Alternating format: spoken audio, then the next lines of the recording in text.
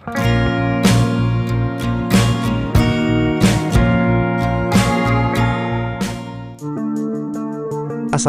warahmatullahi wabarakatuh. Hai pemirsa Minachan, kali ini admin akan menceritakan tentang kisah sahabat wanita yang bernama Ummu Amarah Nusaybah binti Ka'ab, seorang wanita mujahidin, yang patut kita teladani. Bagaimana kisah beliau? Simak video ini. Ummu Amarah, seorang sahabiat yang nama dan nasabnya adalah Nusaybah binti Kabahah. Kunyahnya Ummu Amarah, atau nasabnya adalah Nusaybah binti Ka'ab bin Amr bin An-Najjar. Ia adalah ibu dari sahabat Hubaib dan Abdullah bin Zaid bin Hashim. Nusaybah dan juga suaminya, Zaid bin Hashim bin Ka'ab, keduanya memeluk Islam. Demikian juga keduanya putranya Hubaib dan Abdullah yang memeluk Islam saat Bayat Aqobah. Di antara keutamaan keluarga ini, semuanya turut serta dalam perang Uhud. Muhammad bin Ishaq rahimahullah mengatakan, ada dua perempuan yang menghadiri Bayat Aqobah.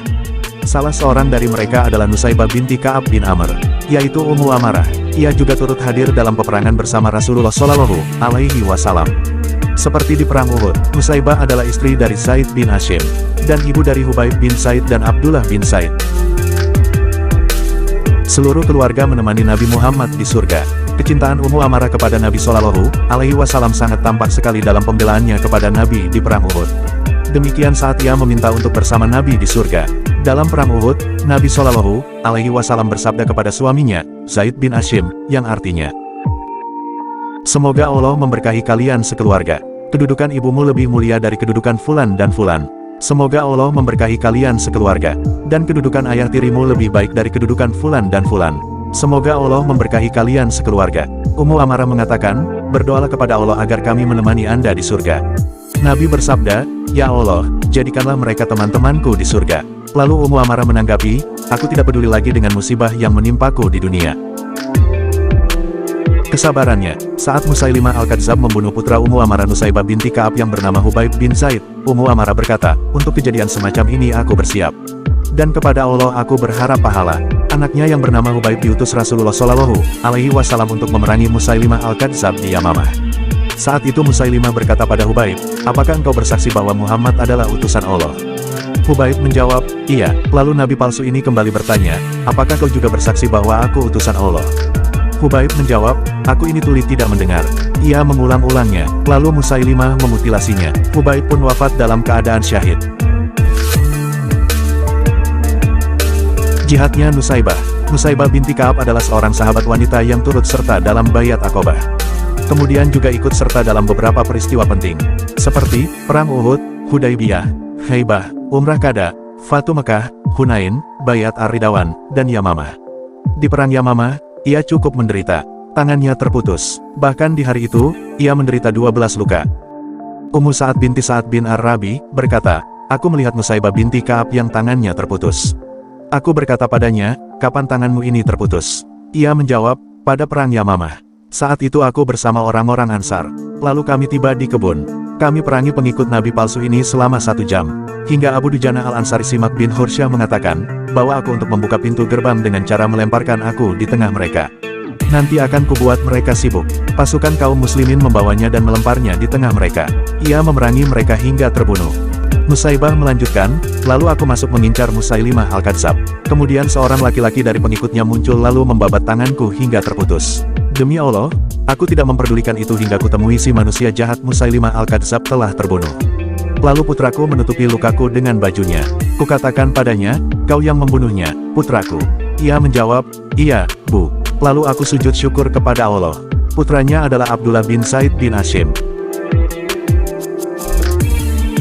Kepahlawanan Nusaybah di Perang Uhud. Saat panggilan jihad diserukan menuju Uhud, Nusaybah bersama suaminya, Ghaziah bin Amr, dan 2 orang putranya keluar di awal siang. Mereka berangkat untuk merawat para pejuang yang terluka di hari itu. Di sana Nusaybah juga turut berperang. Ia juga terluka dengan 12 luka, terkena hantaman panah dan sabetan pedang. Ummu Said bin Sa'ad bin Rabi berkata, aku menemui Nusaybah. Kukatakan padanya, tolong ceritakan kondisimu di Perang Uhud. Ia bercerita, di pagi hari, aku keluar menuju Uhud. Aku melihat apa yang diperbuat oleh pasukan. Saat itu, aku membawa wadah yang berisi air minum. Hingga aku berjumpa dengan Rasulullah yang berada di tengah para sahabat. Kondisi saat itu berpihak pada kaum muslimin. Tatkala kaum muslimin dipukul mundur, aku masuk ke pertempuran dan bersegera menuju Rasulullah. Aku menjadi rela terkena sabetan pedang, hujaman anak panah dan tombak demi melindungi Rasulullah.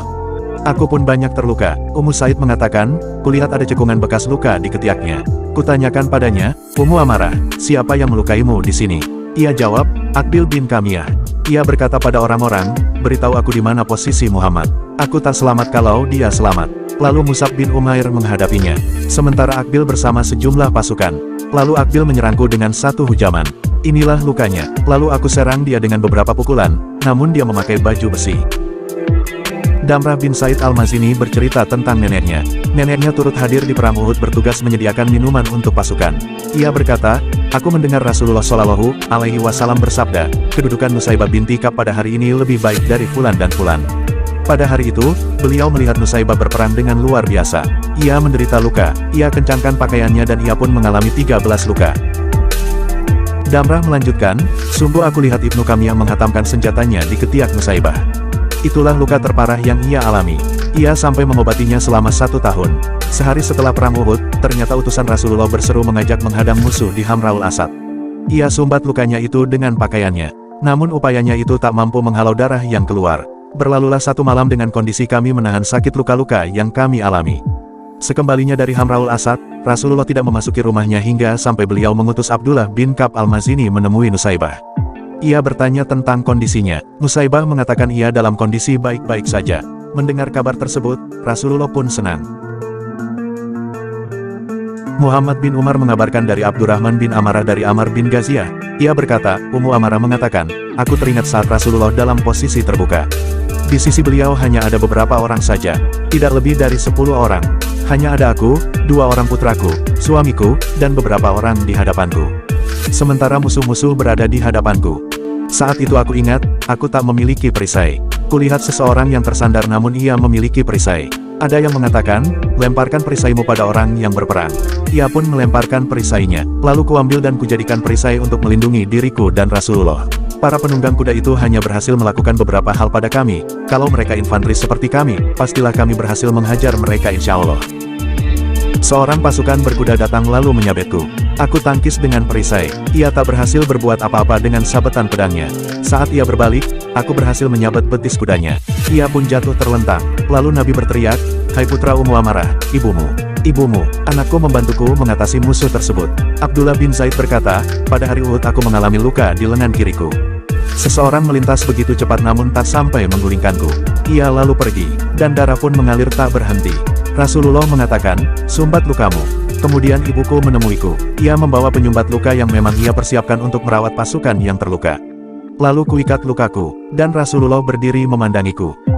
Ibuku berkata, berdirilah, nak. Serang mereka. Nabi mengatakan, tidak ada yang mampu melakukan seperti yang kau lakukan, Ummu Amarah. Ummu Amarah berkata, seorang yang melukai putraku datang. Rasulullah berkata, ini dia orang yang melukai putramu. Lalu aku cegat dia dan kutebas betisnya. Ia pun tersungkur. Kata Ummu Amarah, kulihat Rasulullah Shallallahu Alaihi Wasallam tersenyum sampai kulihat gigi gerahamnya. Beliau berkata, lanjutkan Ummu Amarah. Lalu kami serang orang itu, kami bunuh dia dengan senjatanya sendiri. Nabi mengatakan, segala puji bagi Allah yang memberimu kemenangan dan membuatmu bahagia karena telah menuntaskannya. Kulihat kebahagiaan di matamu. Rasulullah memuliakannya. Dari Ummu Amarah binti Ka'ab al-Ansyariyah, Nabi Shallallahu Alaihi Wasallam datang menemuinya. Ia menyuguhkan makanan kepada Nabi. Nabi mengatakan, mari makan. Ummu Amarah menjawab, aku berpuasa. Kemudian Nabi melanjutkan, yang artinya, sesungguhnya orang yang berpuasa itu didoakan oleh para malaikat apabila mereka makan yang ada di hadapan mereka sampai mereka merasa puas. Dalam riwayat lain, sampai mereka kenyang. Hadis riwayat At-Tirmidzi. Ummu Amarah pernah datang menemui Nabi Shallallahu Alaihi Wasallam. Ia berkata, kuperhatikan banyak hal diberikan kepada laki-laki dan sedikit sekali untuk perempuan. Mengapa demikian? Kemudian turun firman Allah, sesungguhnya laki-laki dan perempuan yang muslim, laki-laki dan perempuan yang mukmin, laki-laki dan perempuan yang tetap dalam ketaatannya, laki-laki dan perempuan yang benar, laki-laki dan perempuan yang sabar, laki-laki dan perempuan yang khusyuk, laki-laki dan perempuan yang bersedekah, laki-laki dan perempuan yang berpuasa, laki-laki dan perempuan yang memelihara kehormatannya, laki-laki dan perempuan yang banyak menyebut nama Allah. Allah telah menyediakan untuk mereka ampunan dan pahala yang besar. Quran Surah Al-Ahzab ayat 35. Penghormatan Umar pada Nusaybah. Damrah bin Said mengatakan, dihadapkan kepada Umar bin Khattab sejumlah kain. Di antaranya terdapat kain yang baru dan lebar. Lalu ada yang berkomentar, kain ini benar-benar mahal. Demikian dan demikian, sekiranya Anda berikan kain ini untuk istri dari putra Anda, Abdullah bin Umar, yaitu Safiyah bin Abu Ubaid. Umar menanggapi, ada dua hal yang tidak akan kuhadapkan pada Ibnu Umar. Berikan kepada orang yang lebih berhak dari dia dan istrinya. Berikan pada Ummu Amarah Nusaibah binti Ka'ab. Karena aku mendengar Rasulullah bersabda di hari Uhud, tidaklah aku menoleh ke kanan dan ke kiri kecuali kulihat dia Ummu Amarah berperang melindungiku. Semoga Allah mencurahkan segala rahmat kepada Ummu Amarah Nusaibah dan keluarga beliau. Wallahu a'lam.